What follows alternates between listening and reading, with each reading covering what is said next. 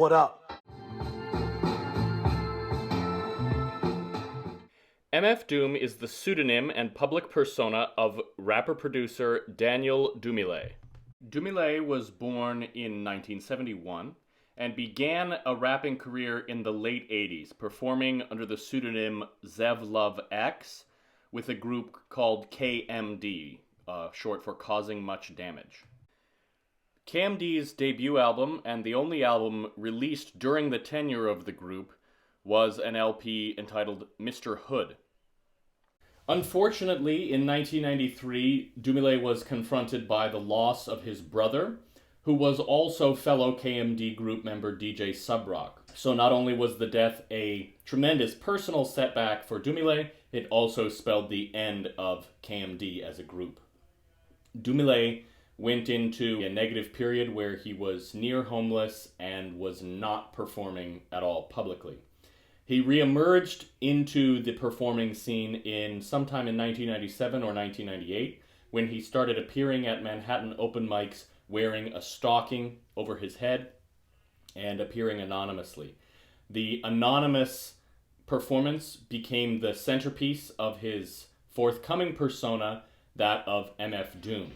From the time of MF Doom's unveiling with the album Operation Doomsday in 1999, from that time forward, Dumile made no more public appearances without his trademark mask and in persona as MF Doom. In the years between 1999 and 2004, Doom released several more albums, but they were all either under other pseudonyms in other characters, or they were collaborations with co-producers. For example, an album many would consider to be one of the greatest hip-hop albums of all time, his collaboration with Madlib on Mad Villainy. But Doom's next solo release as MF Doom didn't come until 2004 with the release of Food. This presentation is about the opening track from Food, Beef Rap.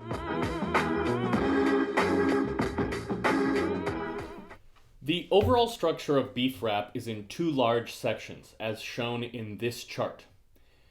The opening minute and 45 seconds is an audio collage made up of skits. They could be numbered in various ways. I've taken this numbering from the Genius.com lyric listing of this song.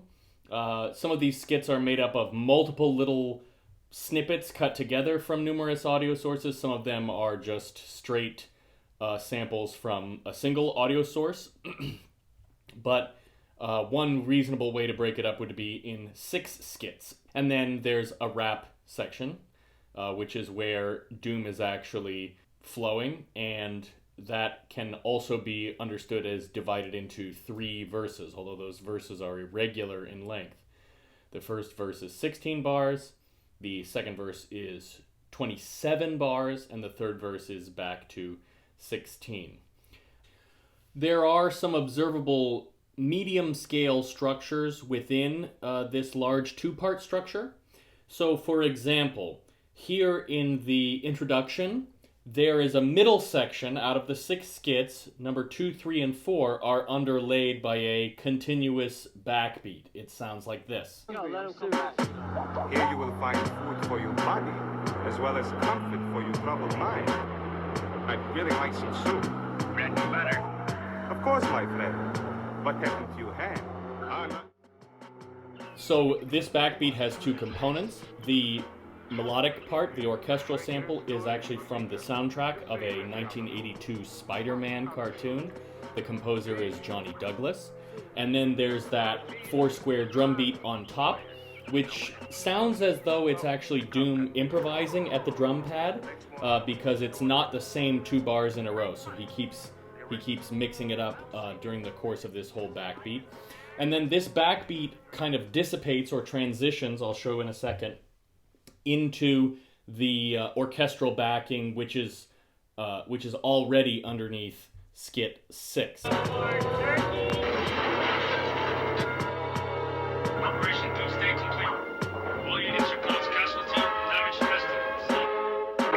You talk of the people's rights. The people have only those rights which I choose. So he takes away the drum beat. And then skit 6 is sounding just like it does on the cartoon with a few small modifications with the dialogue and the music that is underneath that dialogue together. Another medium scale structural element that we can identify in the rap section is the sample that ends each verse. It's also drawn from the Canon of Doom Spider-Man cartoon, and it's a character saying, "Food, we need food." It appears in full, all 4 words, "food, we need food," at the end of verse 1 and the end of verse 3. And at the end of the verse 2, it's just the first "food." And those are our landmarks for the transition from one verse to the next. It sounds like this. TV mood. Every week is mystery meat, seaweed stew. Food. We need food. Now, it's worth noting that this little sample, which is used kind of like just a little punctuation on the end of each verse, is the only transitional material or separating material between each verse. In this song, as in most of Doom's work, he does not have any hooks or choruses, any refrain portion that comes between each verse. So the last 2 minutes and 50 seconds of this track is pretty much a continuous flow from him, and the only divider is that little "food, we need food," or between verse 2 and 3 there's about a 2-bar building transition, which sounds like this.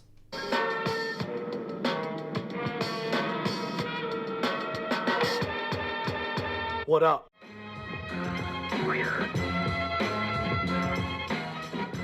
Now, I'm going to argue that the entire track has a large-scale structure that looks like this.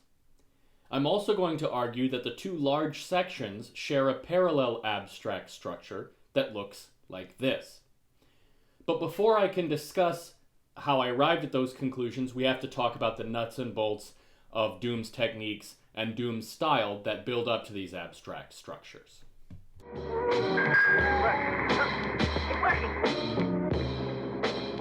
So the first large-scale process that I've identified at work in the piece is a process of clarification on the thematic or semantic levels. In other words, as the track goes along, it becomes clearer and clearer what the song is about, or what the words are saying. There are 2 themes that run throughout the work, which I traced in my initial tracing map. That's a theme of monsters or villains. Makes perfect sense since, of course, a comic book supervillain is MF Doom's persona. And a theme of food and eating, which runs throughout this track and also is a unifying theme of the Food album as a whole. These themes start off in the beginning, in the opening few skits, kind of unclear, murky, and obscure. From skit 1, it's clear that food is being talked about, but the question of why or to what purpose remains unanswered. Skit 2 carries both themes, but one of them is hidden in a very abstract level of the skit, and here's what I mean by that. If you just listen to the dialogue of skit 2, which sounds like this. You will find food for your body, as well as comfort for your troubled mind. I'd really like some soup. Bread and butter. Of course, my friend. But haven't you had?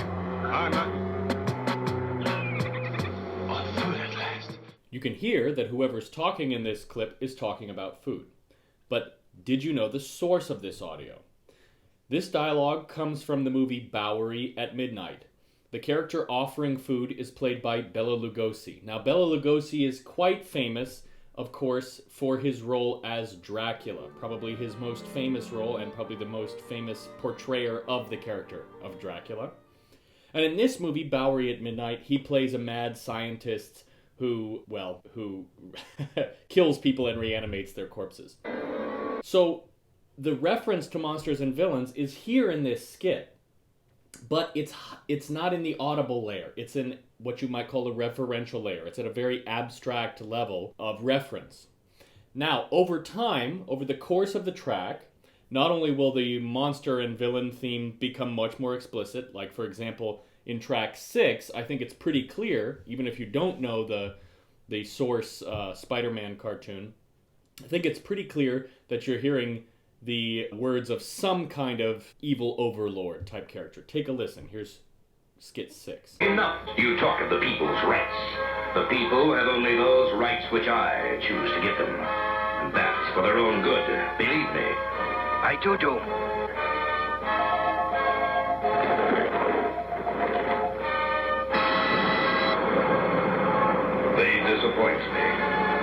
work faster. But the prisoner. Ah, yes. The young traitor who is trying to turn my people against me. Watch him. I have special plans for that one. So you can hear there that over the course of the introduction, this monster or villain theme has risen from the most obscure layer of clarity up to a more clear, narrative, apprehensible level.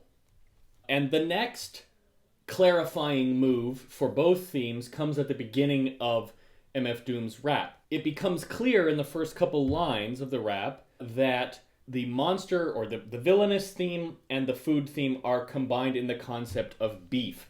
In this case, the colloquial usage of beef as in having beef with somebody. Beef rap could lead to getting teeth capped or even a reef from armed dudes on some grief crap. So the first few lines of the first verse are clearly Doom rapping about having a feud or a beef with someone else. You'd be better off in PC glued, and it's a feud, so don't be in no TV mood. Every week is mystery meet seaweed. So both themes there get a big bump up in the axis of clarity, but it's not until the end that we finally hear both ideas maximally clarified. And there's lots of smaller steps along the way that I just don't have time to talk about here.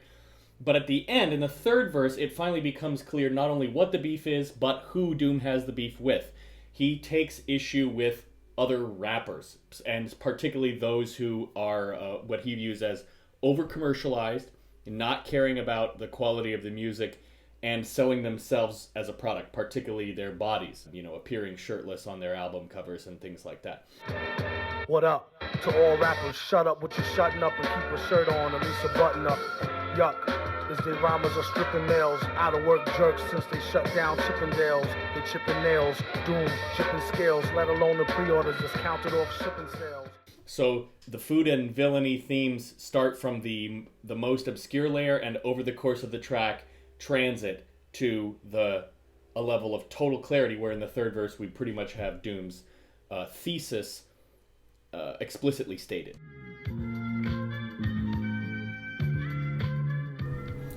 So much for the large-scale structure of clarification that's happening on the semantic, thematic level. The next thing I need to discuss in order to understand my large-scale map and my insights about the large-scale structure of the work is a little bit about the mechanics of Doom's rap itself. So the same 4-bar loop is running under the entire rap section. That loop sounds like this, and I've transcribed it here.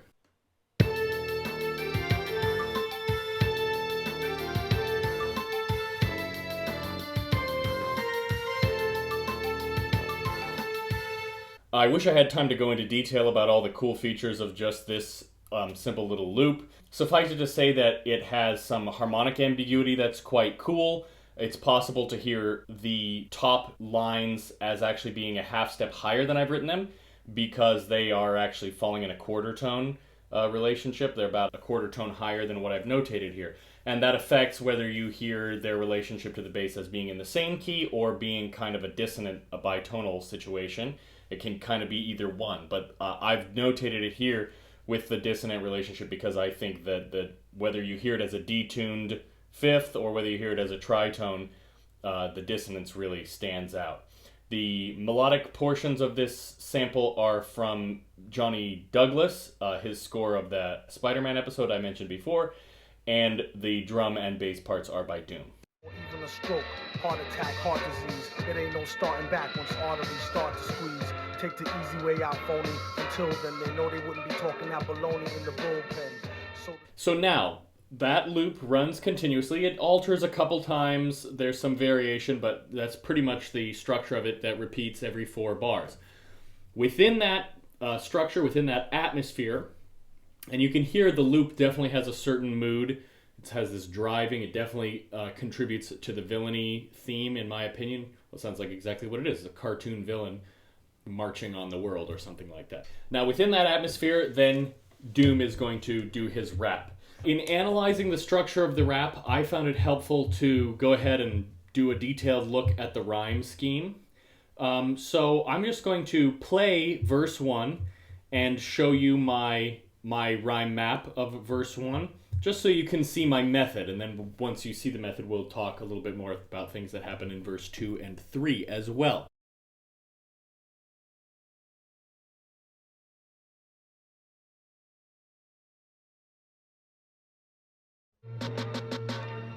Beef rap could lead to getting teeth capped or even a reef from armed dudes on some grief crap.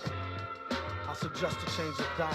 It can lead to high blood pressure if you fry, or even a stroke, heart attack, heart disease. It ain't no starting back once arteries start to squeeze. Take the easy way out, phony. Until then, they know they wouldn't be talking that baloney in the bullpen.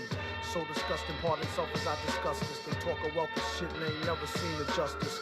Bust this like a cold milk from out the toilet. 2 batteries, some Brillo, and some foil here, boil it. You'd be better off in PC glued. And it's a feud, so don't be in no TV mood. Every week is mystery meat, seaweed stewed. Food. We need food.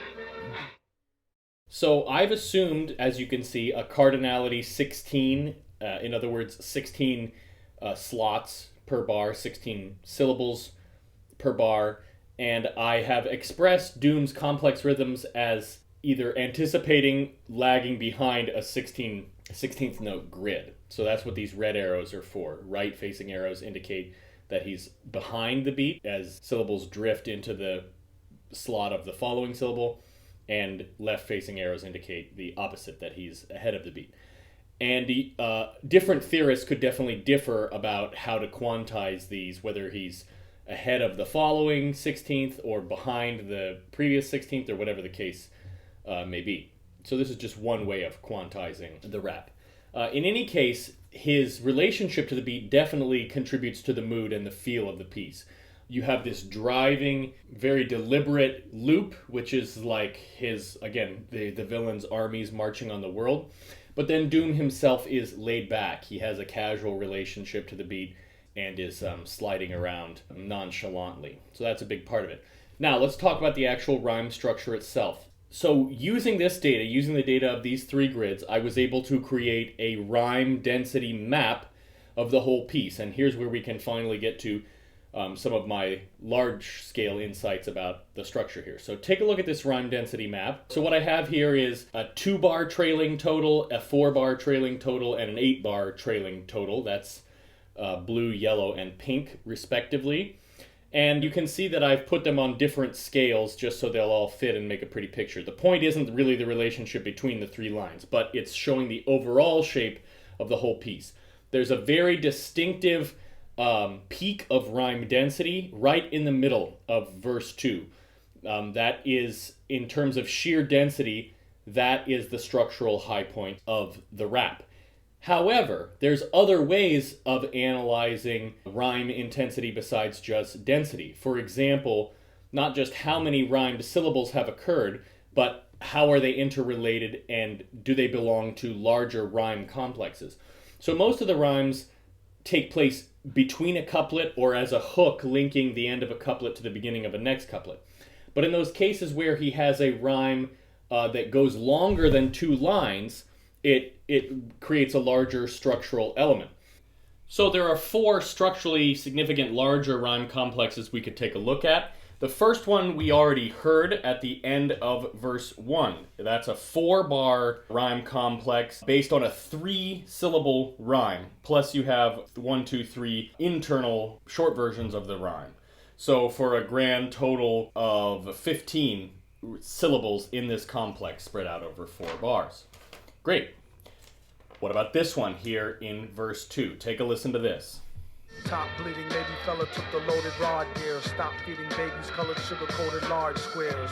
The odd peer swears and God fears. Even when it's rotten, you've gotten through the hard years. I wrote this note around New Year's off a couple of shots and a few beers, but who cares? Wish I had time to go into how amazing and complex these 6 lines are, particularly the first 2 lines. But suffice it to say, what we have here is a large complex of 6 bars in length, and it involves 17 syllables in the relevant rhyme complex. And then I've counted this couplet from later in verse 2 as a structural complex, even though it is only just a couplet, because of this amazing feat he accomplishes here, where he manages to rhyme every single syllable of the 2 bars. He has a 4-syllable rhyme complex going. He manages 3 full repeats and 2 partial repeats in 2 bars for a total of 18 rhymed syllables in this complex. Here, give it a listen. We hollowed krills, she swallowed pills, he followed flea collared $3 bills. But the largest multi-bar rhyme complex comes in verse 3. We listened to this section already when we were talking about how it encapsulates Doom's thesis, but what we didn't say at the time is that this is a 6-bar complex of the same end rhyme. It's a 3-syllable rhyme, and Doom manages 9 variations of that rhyme for a total of 27 rhymed syllables in this complex. So the graph of merely rhyme density ends up looking like this. It has a hump in the middle of verse 2. But a graph of structural complexity of rhymes ends up looking like this. It continues to increase until midway through verse 3. In other words, it increases basically right up until the end. So when we combine them, we get a structure that looks like this. Now this green line, which is tracking the magnitude of these larger rhyme complexes, also looks strikingly similar to this line, which we've discussed earlier, and represents the semantic clarity of what Doom is talking about over the course of the flow. I want to draw attention to this divergence right here. In order to make his clear message in verse 3, Doom actually has to rap with less rhyme density. The high density in earlier parts was based on Doom's freedom to speak in half sentences, connect images whose literal meaning was less apparent, etc. Maybe you noticed that in some of the rhyme complexes we looked at in verse 2. Here, in order to yoke his rhymes in service to a clearer narrative statement, Doom has to cut down on rhyme density in order to do so. The difference here is actually structurally necessitated by the English language itself. In any case, this decrease in rhyme density at the end is counterbalanced by this continued building in the rhyme's structural complexity. In any case, this is one way of hearing the abstract structure of the rap section. You may recall my saying that the rap section and the intro section have parallel abstract structures. So now let me go into why I say the intro section also has a shape like this. A graph of the narrative clarity in the intro might look something like this. We previously discussed how the most narratively clear section of the intro comes along in skit 6. This line tracks the level of sonic complexity in the intro. Skit 1 is heard in the clear with just the 3 characters talking. Skits 2 through 4 feature the backbeat, and they display an increasing level of density in the layering and intercutting of samples. Skit 5 takes place over the previously described dissolve, during which the sonic complexity clears somewhat, leaving just the audio of the cartoon sample in Skit 6. So now it should be clear why I say the introduction and the rap share a parallel abstract structure. Both have a denser middle section with a structural element exhibiting a high degree of complexity, which then clears in the final third, allowing for more narrative or semantic clarity to come out. Which brings us finally to my large-scale map of the overall structure of the entire track. I believe the overall structure is dominated by this upward motion toward greater clarity and structural complexity. Upward motion on the semantic and narrative levels as the themes move from murky allusions and suggestions to a clear thesis. Upward motion in the rhyme structure toward the large rhyme complex in verse 3, and upward motion in terms of musical organization, from the pure speech dialogue of skit 1 to the highly determined rhythm, repetition of the loop, and uniting of words and music in one cohesive texture in the rap section. So there you have it. There's a lot more that could be said about this song, more insights, more details that I just didn't have time to talk about in this presentation. If you're interested, I invite you to read my paper where it will all be covered in painstaking detail. Thank you so much.